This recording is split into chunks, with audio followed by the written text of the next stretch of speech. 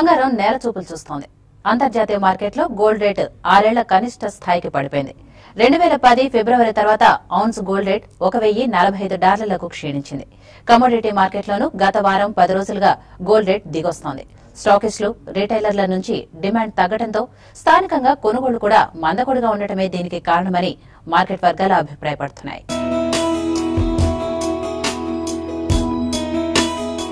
Demand తగ్గడంతో బంగారం, వెండి ధరలు దిగి వస్తున్నాయి. ఇంటర్నేషనల్ మార్కెట్లను ప్రభావితం చేసే సింగపూర్, న్యూయార్క్ బులియన్ మార్కెట్లలో ఔన్స్ గోల్డ్ $1,050లకు దిగువనే ఉంది. 2013 తర్వాత తొలిసారిగా గత నెలలో గోల్డ్ రేట్ భారీగా తగ్గింది. స్టాకిస్టులు, రిటైలర్ల నుంచి డిమాండ్ తగ్గడంతో స్థానికంగా కొనుగోళ్లు కూడా మందకొడిగా ఉన్నాయి. అంతర్జాతీయ వృద్ధిలో అనిశ్చితి తగ్గే వరకు ఈ పతనం తప్పదని ఇండస్ట్రీ వర్గాలు అభిప్రాయపడుతున్నాయి. అమెరికన్ ఫెడరల్ రిజర్వ్ వడ్డీ రేట్లను పెంచుతుందన్న వార్తలు బులియన్ మార్కెట్ ను ఆందోళనకు గురి చేస్తున్నాయి. ఈ నెల 15, 16 తేదీల్లో జరిగే పాలసీ మీటింగ్ లో వడ్డీ రేట్లను యుఎస్ ఫెడ్ పెంచుతుందన్న అంచనాలు అధికంగా ఉండడంతో త్వరలోనే బంగారం ధర భారీగా దిగి వస్తుందని ఇండస్ట్రీ వర్గాలు అంచనా వేస్తున్నాయి. ప్రస్తుతం ఇతర ప్రపంచ కరెన్సీలతో పోలిస్తే డాలర్ 12.5 ఏళ్ల గరిష్ట స్థాయికి చేరింది.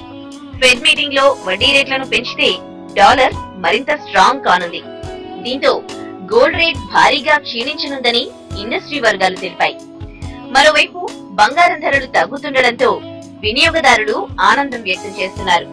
అయితే ధర మరింత తగ్గుతుందన్న ఆశతో ఎదురు చూస్తున్నారు వినియోగదారులు. అగ్రశ్రేణి మొబైల్ బ్రాండ్స్ లో ఒకటైన సెల్కాన్ మొబైల్స్ CT722 పేరుతో 7 ఇంచెస్ టాబ్లెట్ ను తెలంగాణ ఐటీ మంత్రి కేటీఆర్ చేతుల మీదుగా విడుదల చేసింది. ఇంటెల్ ప్రాసెసర్ తో 3G support SIM based tablet ను హైదరాబాద్ లోని మేడ్చల్ ప్లాంట్ లో తయారు చేశామని సెల్కాన్ CMD వై గురు తెలిపారు.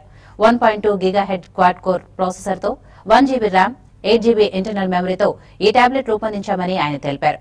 ప్రస్తుతం ఈ టాబ్లెట్ స్నాప్డీల్ ఈ-కామర్స్ సైట్ లోనే అందుబాటులో ఉంటుందని, దీని ధరను $4,999గా నిర్ణయించామని సెల్కాన్ ప్రకటించింది.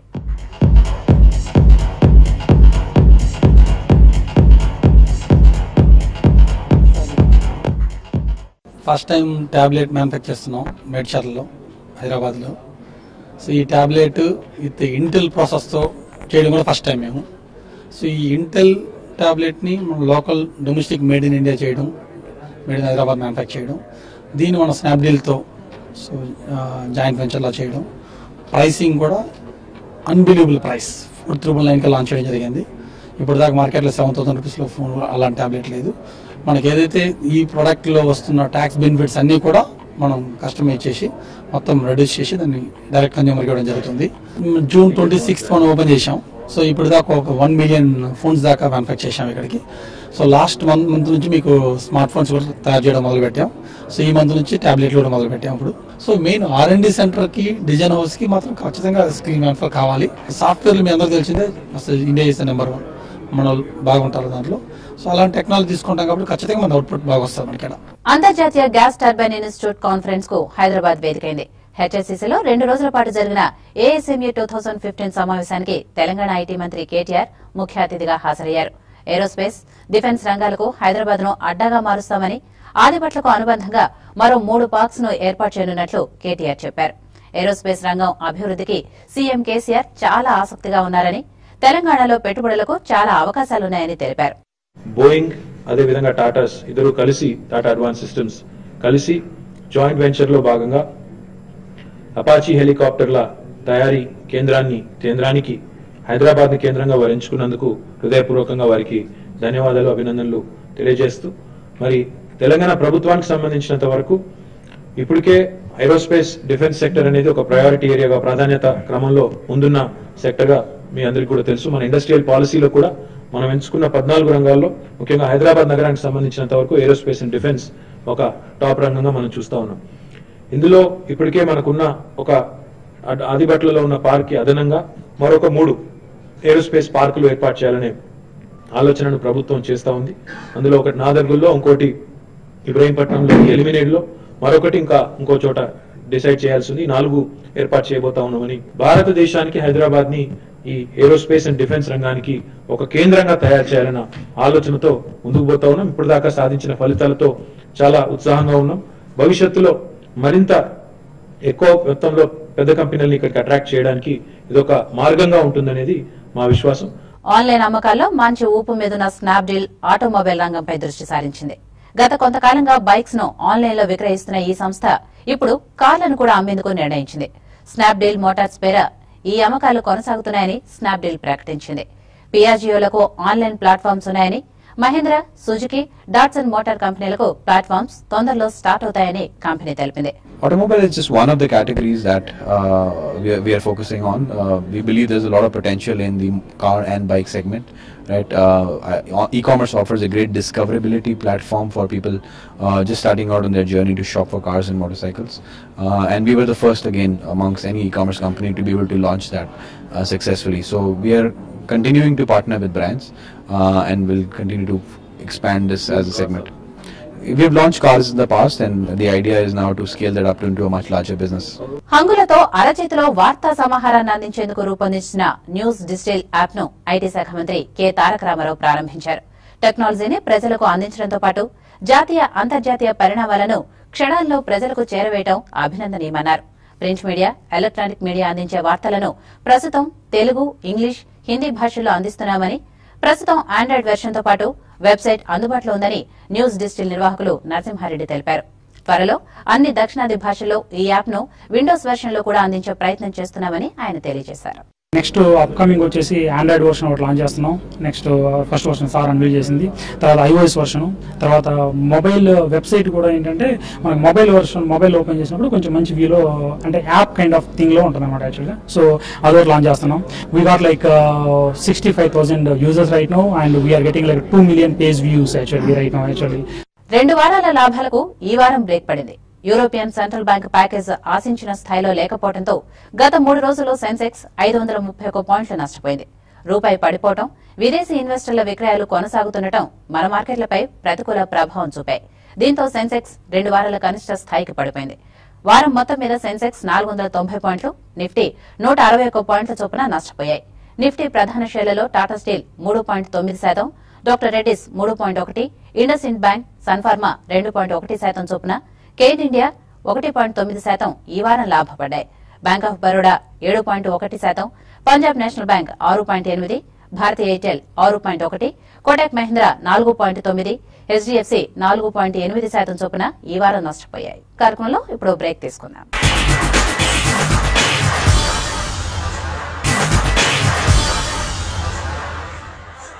Welcome back.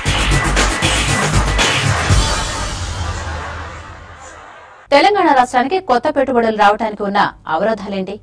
జాతీయ, అంతర్జాతీయ పెట్టుబడులను ఆకర్షించడం ఎలా? మౌలిక సదుపాయాల కొరత ఎక్కడెక్కడుంది? కొత్త ప్రాజెక్టుల విషయంలో అనుమతులకు జాప్యం ఎక్కడ జరుగుతోంది? ఇదే ఇప్పుడు పారిశ్రామికవేత్తలు జరుగుతున్న చర్చ. వీటిని పరిష్కరించేందుకు భారత పరిశ్రమల సమాఖ్య తెలంగాణ చాప్టర్ ఆధ్వర్యంలో ఓ సదస్సును ఏర్పాటు చేసింది. ప్రభుత్వ అధికారులతో పాటు వివిధ రంగాలకు చెందిన కార్పొరేట్లు ఈ కార్యక్రమానికి హాజరయ్యారు. ఈ మీటింగ్ లో పాల్గొన్న ప్రముఖులతో మా business bureau chief Nagendra Sai special ఇంటర్వ్యూను ఇప్పుడు చూద్దాం. తెలంగాణలో ఉన్న మౌలిక సదుపాయాలు, వాటి కల్పనకు సంబంధించి సిఏ తెలంగాణ చాప్టర్ ఒక ప్రత్యేకమైన కార్యక్రమాన్ని ఏర్పాటు చేసింది. Accelerating growth in Telangana and initiatives అన్న ప్రాజెక్టు మీద తెలంగాణ రాష్ట్రంలో ఉన్న మౌలిక సదుపాయాలు ఏ విధంగా ఉన్నాయి, వాటిని ఇంకా మెరుగుపరచడానికి, వాటి వృద్ధికి ఊతం ఇచ్చేందుకు ఎలాంటి చర్యలు చేపడితే మరింత ప్రగతి చేరేందుకు అవకాశాలు ఉన్నాయన్న అంశాలు ఇవాళ డిస్కస్ చేశారు. దానికి సంబంధించి హైదరాబాద్ స్పెసిఫిక్ గా రియల్ ఎస్టేట్ లో కానీ లేకుంటే మిగిలిన ఆస్పెక్ట్స్ లో హైదరాబాద్ కున్న వృద్ధి అవకాశాలు ఏ మేరకు ఉన్నాయి, ప్రస్తుతం మనతో మాట్లాడేందుకు ముగ్గురున్నారు. జేఎల్ఎల్ నుంచి సందీప్ పట్నాయక్ గారు, అలాగే CREDAI immediate past president Shekar Reddy గారు అండ్ ఆర్క్ నుంచి రామరెడ్డి గారు. First of all Shekar Reddy గారు, కొద్ది రోజుల క్రితం మీరు తెలంగాణ ముఖ్యమంత్రి కేసీఆర్ తో కూడా చర్చలు జరిపారు. హైదరాబాద్ బ్రాండ్ బిల్డింగ్ సంబంధించి, రియల్ ఎస్టేట్ సంబంధించి నెక్స్ట్ స్టెప్ తీసుకెళ్లాలంటే ఏం స్టెప్స్ తీసుకోవాలని చెప్పి ఆ చర్చలు ఏ విధంగా సాగాయి, అంటే భవిష్యత్తులో దాని ఇంపాక్ట్ మనకి ఎలా కనిపిస్తుంది? ఆనరబుల్ చీఫ్ మినిస్టర్ కేసీఆర్ గారి మీద ఉన్న వారు ఇచ్చిన కమిట్మెంట్స్, వారు ఎట్లయితే ఆల్రెడీ ఎగ్జిక్యూట్ చేస్తారు. ఫర్ ఎగ్జాంపుల్ ఇప్పుడు టీఎస్ ఐపాస్ అని ఇండస్ట్రియల్ పాలసీ ఉంది, సింగిల్ విండో ఉంది, దాంట్లో చేంజింగ్ సెల్ పెట్టి ఒక పాలసీ తీసుకురావడమే కాకుండా లాస్ట్ సెవెరల్ మంత్స్లో ఒక 6 to 7 phases 2 weeks అన్ని అప్రూవల్స్, ఇన్ ప్రిన్సిపల్ అప్రూవల్స్ ప్రతి ఇండస్ట్రీకి ఇవ్వడం జరిగింది. That has the spread in a big way across the globe కూడా. వీళ్ళు చెప్పింది చేస్తున్నారు ఈ గవర్నమెంట్ అనే ఒక కాన్ఫిడెన్స్ ఈ టీఎస్ ఐపాస్ అనేది ఒక బర్జ్ వర్డ్గా అయిపోయింది. తర్వాత గవర్నమెంట్ కూడా టు ప్రమోట్ ది ఇండస్ట్రీ ఈ ఒక టీఎస్ ఐపాస్ని ఒక టూల్గా వాడుకుంటున్నారు. సో సిమిలర్గా సీఎం గారు కూడా ఆలోచన ఏంటంటే ఈ రియల్ ఎస్టేట్ ఇండస్ట్రీ కూడా అలాంటి ఒక ఫెసిలిటీ రావాలా. బిల్డర్స్ అందరూ కూడా మీరు ఎవరైతే స్టేక్ హోల్డర్స్ గవర్నమెంట్ సెక్రటరీస్తో మాట్లాడుకొని మీకు ఏమేమి కావాలో చెప్పండి to invite more investment to the city అని చెప్పడం జరిగింది. తర్వాత వారు ఇంకొకటి మాట చెప్పారు, మంచి సజెషన్ ఇచ్చారు హైదరాబాద్ డెవలపర్స్ అందరూ కూడా. ఒక గ్రీన్ ఫీల్డ్ సిటీ లాంటివి మీరు ఆలోచించారు. ఒక 2-3 వేల ఎకరాల ల్యాండ్, పెద్ద ల్యాండ్ మీరు ఒక కన్సార్టియం డెవలపర్స్ అంతా ఒక కన్సార్టియం పెట్టుకొని మీరు ల్యాండ్ పోగు చేసుకొని ల్యాండ్ పూలింగ్లో కానీ లేకపోతే డెవలపర్స్ కొంతమందికి ఉన్న ఇన్వెస్ట్మెంట్ వాళ్ళందరూ కూడా మీరు ఒక దగ్గరికి వచ్చి చేసుకోండి. గవర్నమెంట్ కూడా మీకు కావాల్సిన ఇన్ఫ్రాస్ట్రక్చర్ మీకు ప్రొవైడ్ చేస్తే ముందుకు వచ్చి మీకు ఏమేమి ఇన్సెంటివ్స్ కావాలో చెప్పండి, అవి కూడా అందుబాటు చేస్తాము. అవసరం అనుకుంటే మీకు ఫైనాన్షియల్ టైప్ కావాలంటే కూడా ఇప్పుడు బ్రిక్స్ బ్యాంక్ మన గవర్నమెంట్ దగ్గరికి వచ్చి అదే offered some financial assistance for the మన ఇన్ఫ్రాస్ట్రక్చర్ ప్రాజెక్ట్స్కు. అట్లనే ILFS వాళ్ళు ఈ మధ్యలో వచ్చారని చెప్పారు సీఎం గారు.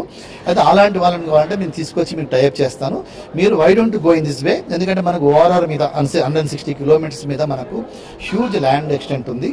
అవసరం అనుకుంటే ఆ ORR మీద కూడా మనకు ఒక ఫ్యూ కిలోమీటర్స్ ఐదర్ సైడ్ మనము కొన్ని గ్రిడ్ రోడ్స్ కానీ సర్వీస్ రోడ్ కూడా చేద్దాము అనే ఆలోచనతో వారు ఉన్నారు. వారి ఆలోచన ప్రకారము పాలసీ వస్తే the policy will be one of the best policy in the Asian countries. Sandeep ji, you might have seen the recent auction at Manikonda and Rayadurgam places.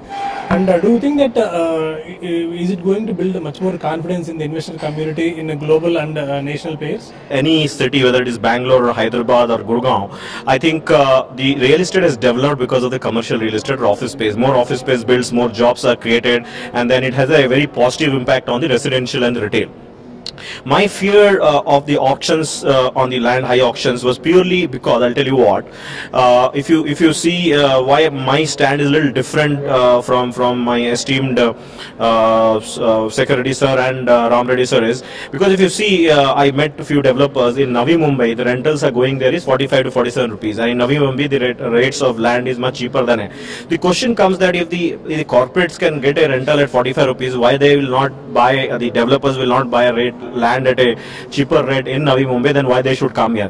It is basically a derivative of if the land rates have auctioned at a higher rate, it is going to push the construction cost of the developers. As a result, the end product or the lease rentals of the corporates will go up, and if it goes up, then one of the advantages of Hyderabad, what Hyderabad has from an low rental perspective, it might get vanished, and as a result other city might get benefited. So my fear is only, are we forcing the corporate clients to look at other cities if the rentals go up? That was my perspective, but this is from a real estate perspective. But if you my second way of looking into thing is, forget about the real estate.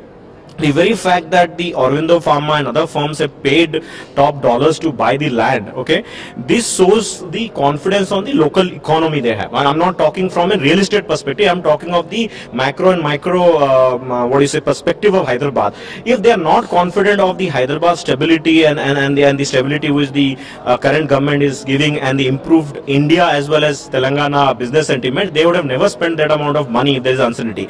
In a way, from a general business perspective, it is I think is very positive news because people are buying at a high rate. You are having strong command over Hyderabad real estate, and where are the growth pockets you have recently observed, and in which areas, either north side or south side, Hyderabad is growing? Do you have any statistics regarding on that? If you see Bangalore, or if you see places like in NCR and other mature market, the city is growing in all the direction. Unfortunately, in Hyderabad, city is highly concentrated on the western corridor of in and around High Tech City, Gachibowli, Madinagoda. I think until unless the city grows in a direction of eastern part, whether it is towards Uppal and Pocharam and also in towards north, and I think day will come where the western corridor will get very traffic, it will get jammed and there will be a lot of traffic issues and all. Unfortunately, the answer is that still, if you talk of the corporate line, you still talk about the landlords and developers, everyone is still talking of the western corridor. But I think slowly, if not the other locations, I feel Pochara and Uppal has has good prospects, keeping in mind the outer ring road and the renewed focus of the government towards the Gatkeswar side. Terminus infrastructure నుంచి SP Reddy గారు వచ్చారు, CMD chairman and managing director. Sir, ప్రస్తుతం ఉన్న infrastructure ఎలా ఉంది and government ఎలాంటి initiatives తీసుకుంటే real estate మరింత మెరుగయ్యేందుకు అవకాశాలు ఉన్నాయి? I think the infrastructure development in Hyderabad is progressing. I think the government has taken a positive and very good initiative. They have realized that infrastructure is key for the growth. Unless the infrastructure of the entire city in the GHMC area improves, the connectivity, the travel distance is reduced, the companies will start looking for space to expand in Hyderabad. And from that angle, Hyderabad is getting a lot of traction nationally. If you look at what the perception was created in Q3 of 2014 to Q3 of 2015, the perception and the reality is downtrending in the national and everywhere. But whereas Hyderabad is slowly growing up, it is a key component. I very strongly feel that this government has taken certain very good initiatives, have recognized and strengthening the branches of various departments so that can fuel not only the economic growth but also in the real estate sector. Government చాలా strong గా ఉంది, initiatives కూడా బలంగా తీసుకోవాలని చెప్పి. But any specific time frame ఒకటి కనుక మనం పెట్టుకుని వెళ్ళకపోతే ఏ ప్రాజెక్ట్ అయినా లేకుంటే ఏ పాలసీ తీసుకుని వచ్చినా దానివల్ల ప్రయోజనం పెద్దగా ఉండదు. అంటే మీకైనా స్పెసిఫిక్ టైం ఫ్రేమ్ మీరైనా ప్రెస్ చేసే అవకాశం ఉందా గవర్నమెంట్ ని? చాలా ఎక్సర్సైజ్ జరిగింది ఇప్పటివరకు. అంటే వేరియస్ మీటింగ్స్, కమిటీస్ ఫామ్ చేసే ఏఎస్ఎఫ్స్ తోని. సో దాని మీద అంతా రిపోర్ట్ అంతా ఆల్మోస్ట్ రెడీ అయిపోయింది. So maybe very shortly, maybe 10 days to 2 weeks లోపల డెసిషన్స్ రావడానికి అవకాశం ఉంది. ఎందుకంటే ఇది it's not a small issue, various issue, financial implications ఉంటుంటాయి. తర్వాత డెసిషన్ తీసుకుంటే ఫ్యూచర్ లో ఎలా ఉంటుంది అనేది. సో సమగ్రంగా చర్చించేసి అందరు IAS officer, all various departments అందరూ కలిసి ఒక కమిటీ ఫామ్ చేశారు. దాని మీద మా దగ్గర కూడా చాలా ఇన్పుట్స్ తీసుకున్నారు. వేరియస్ మీటింగ్స్ జరిగినాయి. అన్ని మీటింగ్స్ జరిగితే they have come to conclusion now. అంటే సీఎం గారు లేటెస్ట్ గా మీటింగ్ లో కూడా డెసిషన్ అంటే it has to be given అనే ఉద్దేశంలో ఉన్నారు. ఏదైనా పాజిటివ్ ఆర్ నెగటివ్ ఏదైనా కొన్ని విషయాలు మాకు నో అని చెప్పేశారు. కొన్ని డీవియేషన్ గురించి అడిగితే no, straight away absolutely 1%, 2% deviation high rise buildings కట్టడం కోసము. ఎందుకంటే ప్లానింగ్ లో కానీ ఎక్కడైనా చిన్న పొరపాటు జరిగినా కానీ మాకు ప్రాబ్లం అవుతుందంటే absolutely there is no question of deviation. అంత స్ట్రిక్ట్ గా చెప్పారు. అంటే నో అన్న దగ్గర నో అని చెప్పారు. ఇక్కడ పాజిటివ్ దగ్గర డెఫినెట్ గా అది ఆల్రెడీ సీఎం గారు ఇన్స్ట్రక్షన్స్ కూడా ఇవ్వడం జరిగింది. Very shortly they are expecting positive result. Final గా శేఖర్ రెడ్డి గారు, హైదరాబాద్ లో ఇన్వెస్ట్ చేద్దాం అనుకుంటున్న వాళ్ళకి రెసిడెన్షియల్ గానీ కమర్షియల్ గా కానీ మీరు ఫైనల్ గా ఇచ్చే సలహా ఏంటి బ్రీఫ్ గా? My sincere as a friendly advice to all the మన దగ్గర ఉన్న సిటిజన్స్ అందరికీ, పర్టికులర్గా తెలంగాణలో ఉన్న వారికి కానీ తెలుగు వారికి కానివ్వండి, ఇక్కడ ఉన్న వేరే స్టేట్లో ఉన్న అబ్రాడ్ ఉన్నా కానీ కూడా మీరు ఇన్వెస్ట్ చేయదలుచుకుంటే I think this is the right time. Shekhar Reddy garu చాలా కాన్ఫిడెంట్ గా ఉన్నారు. రియల్ ఎస్టేట్ లో కనుక ఇన్వెస్ట్ చేసుకున్నట్టయితే భవిష్యత్తు మెరుగ్గా ఉంటుంది. ఇప్పటి వరకు ఉన్న బాటిల్ నెక్స్ ఏవైతే ఉన్నాయో వాటన్నిటిని క్లియర్ చేయడానికి ప్రభుత్వం కూడా తీవ్రంగా కసరత్తు చేస్తుంది. కాబట్టి రాబోయే రోజుల్లో infrastructure and investment, real estate investment అనేది మెరుగైన రిటర్న్స్ ఇచ్చేందుకు అవకాశం ఉన్నాయి. ఇవి ఈ వారం బిజినెస్ వీకెండ్ విశేషాలు. వచ్చే వారం మరిన్ని బిజినెస్ వార్తలతో మళ్ళీ కలుద్దాం. చూస్తూనే ఉండండి వాస్తవాలకు ప్రతిరూపం TV5.